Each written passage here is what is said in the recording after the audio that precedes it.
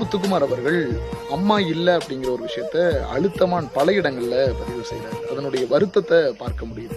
இந்த தையல் அப்படின்னு தான் அந்த புத்தகத்துல ஆரம்பிப்பாரு.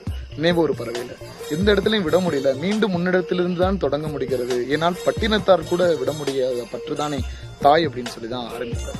இதுல கரிச்சுவை அப்படின்னு ஒரு அத்தியாயம் நம்ம பாட்டியை பத்தி ஏற்கனவே பேசியிருக்கோம். அப்படி வரப்போற இடத்துல ரொம்ப மனசு கஷ்டப்பட்டு எழுதின ஒரு வரிகளால தான் நான் பாக்குறேன்.